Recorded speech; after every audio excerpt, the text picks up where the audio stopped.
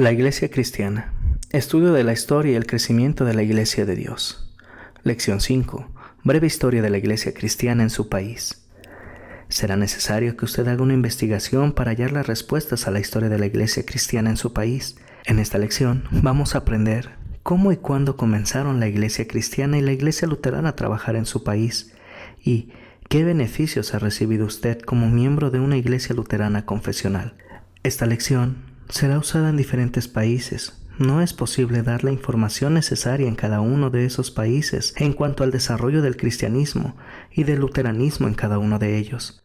Entonces, será necesario que su grupo o usted individualmente busquen las respuestas a las siguientes preguntas importantes. ¿Cuándo fue llevado por primera vez el mensaje de la Biblia a su país? ¿Quién fue la persona o la iglesia que por primera vez proclamó el Evangelio en su país? ¿Cómo fue recibido el mensaje del Evangelio por la gente de su país? ¿Dónde se encuentran hoy iglesias cristianas en su país? ¿Cuándo llegó por primera vez la iglesia luterana a su país? ¿Quién fue la persona o el grupo que llevó el luteranismo a su país? ¿Dónde hay congregaciones de la iglesia luterana confesional en su país? ¿Qué clase de obras hace la iglesia luterana en su país actualmente? ¿Y qué bendiciones ha recibido como miembro de la Iglesia Luterana Confesional? Hay muchas bendiciones que son suyas como miembro de la Iglesia Luterana Confesional. Usted se puede alegrar de que es un hijo de Dios. Usted ha recibido la salvación para que goce una bendita vida cristiana aquí en la tierra y una vida gloriosa en el cielo. Esta bendición llega porque ha aprendido sobre Jesucristo, su Salvador, por medio del estudio de la inspirada y verdadera palabra de Dios, la Biblia. En ella ha visto que es Dios quien le otorgó a usted su gracia y lo llevó a la fe en Jesucristo. Efesios capítulo 2, versículos del 8 al 9 nos dice: Ciertamente la gracia de Dios los ha salvado por medio de la fe. Esta no nació de ustedes, sino que es un don de Dios, ni es resultado de las obras para que nadie se vanagloríe. Usted puede adorar al verdadero Dios con regularidad. El Dios verdadero es el Dios Padre, que lo ha creado a usted y al mundo en el que vive en 6 días normales, y sigue proveyendo para todas sus necesidades de cuerpo y de vida, porque Él es un Dios todopoderoso. El Salmo 145, versículo 9 nos dice: El Señor es bueno con todos, y se compadece de toda su creación. El verdadero Dios es Dios el Hijo, Jesucristo, que vino a nuestro mundo para vivir una vida perfecta y morir en nuestro lugar en la cruz, para que nuestros pecados puedan ser perdonados. Segunda de Corintios, capítulo 5, versículo 21 nos dice: Al que no cometió ningún pecado por nosotros, Dios lo hizo pecado, para que en él nosotros fuéramos hechos justicia de Dios. El verdadero Dios es Dios Espíritu Santo, que nos ha llevado a la fe en Jesucristo y nos sostiene en esa fe para que podamos vivir una vida cristiana en la tierra y la vida eterna en el cielo. 1 de Corintios 6, versículo 11 nos dice: Ya han sido lavados, ya han sido santificados, ya han sido justificados en el nombre del Señor Jesucristo y por el Espíritu de nuestro Dios. Este es el Dios que se ha revelado a usted en la Biblia. Este es el Dios a quien usted puede adorar regularmente en su casa y también junto con los hermanos en la fe en su congregación. Adoramos y alabamos a Dios el Padre, el Hijo y el Espíritu Santo por todo lo que ha hecho por nosotros en nuestra vida cristiana. Usted puede estudiar la palabra de Dios, la Biblia. Dios nos bendice con su palabra inspirada que no contiene ningún error. Como cristianos confesionales y luteranos, deseamos siempre seguir leyendo y estudiando la palabra de Dios.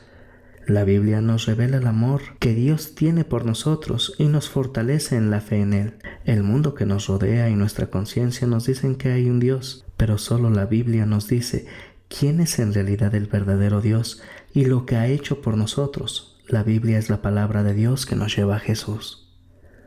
Juan capítulo 20, versículos 30 a 31 nos dice: Jesús hizo muchas otras señales en presencia de sus discípulos, las cuales no están escritas en este libro. Pero estas han escrito para que ustedes crean que Jesús es el Cristo, el Hijo de Dios, y para que al creer tengan vida en su nombre. Los cristianos de la ciudad de Berea en la época del apóstol Pablo son un ejemplo para que los sigamos. De esos cristianos se nos dice: estos eran más nobles que los de Tesalónica, pues recibieron la palabra con mucha atención y todos los días examinaban las Escrituras para ver si era cierto lo que se les anunciaba. Escuche con alegría la palabra de Dios cuando se le predica. Estudie cuidadosamente las Escrituras y también usted aprenderá la verdad sobre Dios y sobre usted. Crezca en las enseñanzas de la Biblia sobre Jesús para llevar a otros a Jesús. Jesús dijo que Él es la luz del mundo. Juan capítulo 8 versículo 12 nos dice: En otra ocasión Jesús les dijo: Yo soy la luz del mundo. El que me sigue no andará en tinieblas, sino que tendrá la luz de la vida. Nosotros, como creyentes en Jesús, siempre vamos a reflejar y compartir esa luz con otras personas.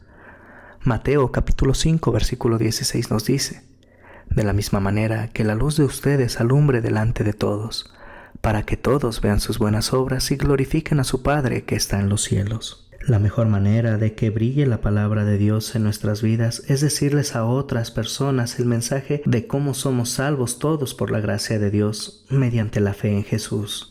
Romanos capítulo 10 versículos 14 al 15 nos dice: Ahora bien, ¿cómo invocarán a aquel en el cual no han creído?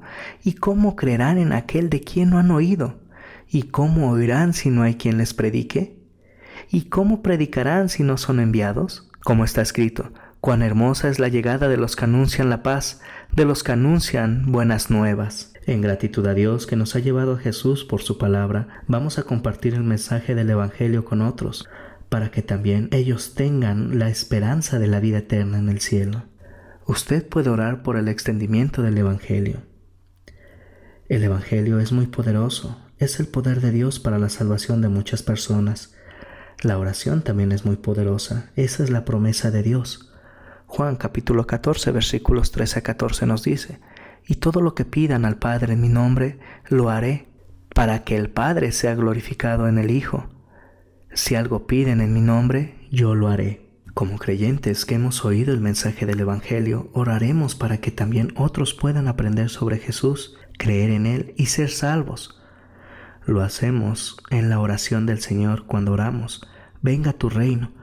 Pedimos que seamos parte de la familia de Dios y de su reino, y también que otros lleguen a ser parte de la familia y del reino de Dios. Usted puede apoyar la obra de la iglesia para que otros aprendan sobre Jesús.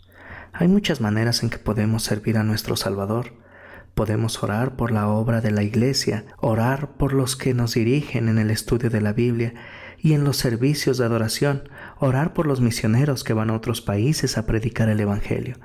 Primera de Timoteo capítulo 2 versículo 1 nos dice: Ante todo, exhorto a que se hagan rogativas, oraciones, peticiones y acciones de gracias por todos los hombres. Nos podemos ofrecer como trabajadores en la iglesia. Hay muchas formas en las que podemos servir a Dios en la congregación. Si somos capaces de enseñar, nos podemos ofrecer para enseñar a los niños y a otros. Podemos ayudar a mantener limpio el lugar de la oración.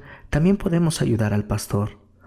Romanos capítulo 12 versículos del 6 al 8 nos dice: Ya que tenemos diferentes dones según la gracia que nos ha sido dada, si tenemos el don de profecía, usémoslo conforme a la medida de la fe. Si tenemos el don de servicio, sirvamos. Si tenemos el don de enseñanza, enseñemos. Si tenemos el don de exhortación, exhortemos. Si debemos repartir, hagámoslo con generosidad. Si nos tocó presidir, hagámoslo con solicitud. Si debemos brindar ayuda, hagámoslo con alegría. También podemos dar dinero para apoyar la obra del pastor y de la iglesia y para enviar a otros para que enseñen sobre Jesús. Segunda de Corintios capítulo 9 versículos del 6 al 7 nos dice: Pero recuerden esto: el que poco siembra, poco cosecha, y el que mucho siembra, mucho cosecha. Cada uno debe de dar según lo haya propuesto en su corazón, y no debe de dar con tristeza ni por necesidad, porque Dios ama a quien da con alegría. Note que la Biblia nos enseña que hemos de dar de nuestro tiempo y dinero con alegría, según Dios nos ha bendecido. Nuestras ofrendas de servicio son la respuesta al amor de Dios por nosotros. Para terminar, leamos 1 de Juan capítulo 4 versículo 19 que nos dice: Nosotros lo amamos a Él porque Él nos amó primero.